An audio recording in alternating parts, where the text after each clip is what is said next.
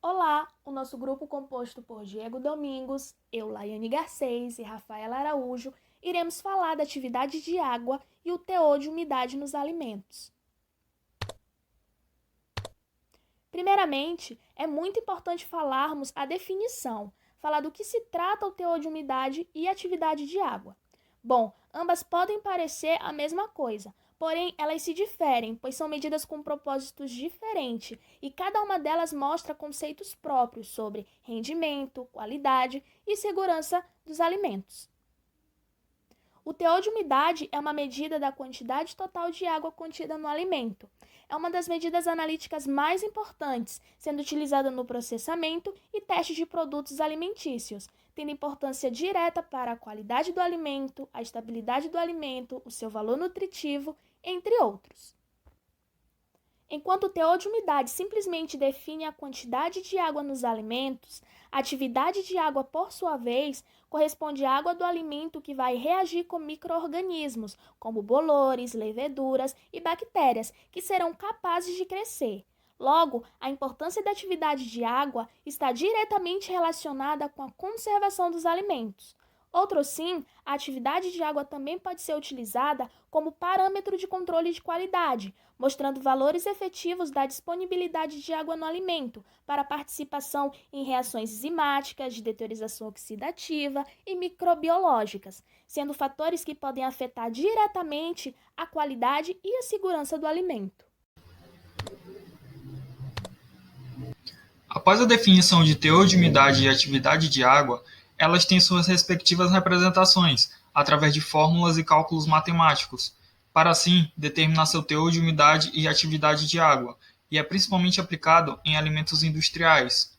No caso, para determinarmos o teor de umidade em uma amostra, devemos, após o procedimento padronizado de secagem do alimento, podemos definir que a umidade, expressada em porcentagem, é igual ao peso inicial da amostra, PI, menos o peso final da amostra, PF, dividido pelo PI, que é o peso inicial da amostra, multiplicado toda essa expressão por 100. E a outra é a atividade de água, representado por AW, que é fornecido pela fórmula AW igual a P, que representa a pressão de vapor de uma água de uma determinada solução, dividido pelo PO, que é a pressão de vapor da água pura. No caso, devemos anotar essas fórmulas, porque são muito importantes. Então, levantamos o seguinte questionamento: qual a importância do teor de umidade em alimentos? Nos alimentos, a água é considerada como um adulterante universal. Temos até um exemplo, como o leite, tendo cerca de 91% de água, o que se torna sua determinação de extrema importância. Além disso, o teor de umidade revela uma melhor ou pior preservação ambiental. Temos um breve exemplo para diferenciar valores de teor de umidade e atividade de água presente nos alimentos. No caso, o teor de umidade no pão é bem baixo, tendo cerca de 40%, enquanto sua atividade de água é alta, sendo 0,96. Quando comparamos a atividade de água do pão e da geleia, vimos que a do pão ela sendo respectivamente maior do que o da geleia, aumentando o maior crescimento microbiano no pão. E outra comparação interessantíssima entre a carne fresca e o pão. Embora o teor de umidade sejam muito elevados, sendo no caso da carne, sendo cerca de 70% e o do pão 40%, eles têm o valor de atividade de água bem próximos, cerca de 0,985 da carne fresca e o do pão a 0,96. Valores de atividade de água entre 0 e 0,20 indicam que a água está fortemente ligada, enquanto valores de atividade de água na faixa de 0,70 a 1 indicam que a maioria da água encontra-se livre, está passível e ser utilizada em reações químicas, enzimáticas e até mesmo no desenvolvimento de micro-organismos. A água total é a água encontrada no meio intra ou extracelular do alimento, capaz de influenciar na sua textura, sabor, aparência e deterioração, dividida em duas formas: água livre e água ligada. A água ligada é a porção da água total que está combinada quimicamente com solutos e outros constituintes não aquosos do alimento. Nesse viés, confere a ela uma difícil eliminação, uma ineficiência como solvente, um retardo às reações químicas e a coibição do desenvolvimento de micro-organismos. Já a água livre, principal fração de água dos alimentos, estando presente nos espaços intergranulares e entre os poros do material, está fracamente ligada ao substrato, de modo a ser retirada com facilidade. Além disso, funciona como um solvente, como meio reacional para que outras reações ocorram. Sendo assim, ela permite o crescimento de micro-organismos e o seu teor indica o quanto o alimento está predisposto a sofrer alterações. Agora citaremos alguns exemplos de processos para a determinação de umidade nos alimentos.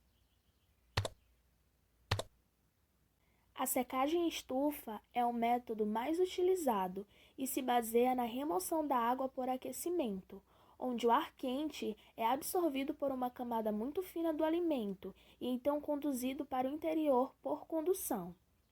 Como a condutividade térmica dos alimentos é geralmente baixa, costuma-se levar muito tempo para o calor atingir as porções mais internas do alimento. Por esse motivo, este método utiliza-se bastante tempo para ser realizado, variando de 6 a 18 horas e em uma temperatura de 100 a 105 graus Celsius. Além disso, é um método considerado barato e simples, uma vez que necessita apenas de uma estufa, uma balança analítica e cadinhos para realizá-lo. No que se refere à exatidão, este método depende de vários fatores, como a temperatura de secagem, o tamanho das partículas da amostra, o número e posição das amostras na estufa, a formação de crochas na superfície da amostra, entre outros. Necessita-se também, para a realização desse processo, que as partículas dos alimentos sejam moídas, apresentando espessuras menores possíveis, a fim de facilitar a evaporação da água. Outro fator importante de citar é a temperatura. A temperatura de secagem deve ser um pouco acima de 100 graus Celsius para evaporar a água à pressão atmosférica na estufa normal. Porém, na estufa a vácuo, essa temperatura pode ser bastante reduzida, chegando aí aos 70 graus Celsius, preservando a amostra e evitando a formação de crochas na superfície, o que dificulta a evaporação da água. Para se calcular a porcentagem de umidade presente na amostra através da secagem em estufa, utiliza-se a seguinte fórmula: porcentagem de umidade igual a 100 vezes N sobre P, onde N é o número de gramas de umidade e P é o número de gramas da amostra. Dessa forma, consegue-se calcular a porcentagem de umidade presente no alimento analisado. Lembrando que a pesagem da amostra deve sempre ser feita somente após o resfriamento completo da mesma, pois se houver a pesagem da amostra quente, haverá um resultado falso. O raio infravermelho é muito importante para a nossa sociedade, tendo suas aplicações em vários lugares, como pelo controle da TV, laser de leitores de CD e DVD, leitor de preço e até mesmo determinar o teor de umidade da água em alguma amostra.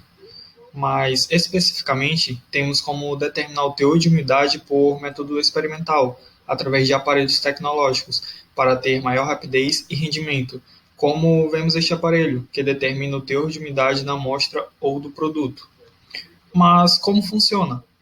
É através de um feixe de luz do infravermelho que passa através da amostra e determina a fração que é absorvida ou refletida. Todas as ligações moleculares envolvidas absorvem um comprimento de onda bem específico da luz. Ligações de hidrogênio, incluindo água, amônia e hidrocarbonetos, absorvem fortemente na região espectral de infravermelho. A quantidade de energia refletida em um determinado comprimento de onda é inversamente proporcional à quantidade de moléculas absorventes em um produto. E os dados reais rápidos, que determinam além de teor de umidade, proteínas, lipídios e até mesmo amidos, mas requer uma calibração contra o método primário. Agora, os pontos de atenção do infravermelho, às vezes, os dados podem ser inconsistentes, onde muitas vezes a exatidão e a precisão são sacrificadas pela velocidade de leitura. Necessita de uma calibração periódica e a coloração interfere no valor determinado, ou até mesmo causando um valor falso. Cole-Fisher trata-se de um método químico para a determinação de umidade. Ele se consolida na utilização do reagente de Cole-Fisher, composto por iodo, dióxido de enxofre e piridina e metanol. No reagente, o iodo é reduzido a iodeto pelo dióxido de enxofre na presença de água. A piridina funciona como tampão e o metanol como solvente. O teor de umidade é identificado pela titulação visual, uma vez que quando tem água, ocorre a reação que dispõe do aparecimento de uma amostra amarelo canário. Já quando a água acaba, a reação cessa e promove uma coloração amarela escura pelo excesso de iodo. A fórmula utilizada para o cálculo é umidade percentual igual a 100 vezes F vezes V sobre M, onde F é o fator do reagente, V é o volume do reagente e M a massa da amostra. Outro sim, pode haver uma titulação colométrica, através da substituição do iodo, presente no reagente de Cole-Fisher, por iodeto. Em função da presença de uma célula eletroquímica no sistema, o iodeto se transforma em iodo. Na reação, 2 iodetos formam um iodo mais 2 elétrons. Nesse processo, existe a formação de corrente elétrica em um determinado tempo, através da fórmula Q igual a I vezes T, onde Q é a carga, I a corrente e T o tempo, encontra-se a carga elétrica. Por meio da fórmula Q igual a N vezes E, em que Q é a carga, N é o número de elétrons e E a carga elementar, descobre-se a quantidade de elétrons envolvidos na reação e, posteriormente, a quantidade de iodo formado. E pela proporção da reação 1:1, identifica-se a quantidade de água.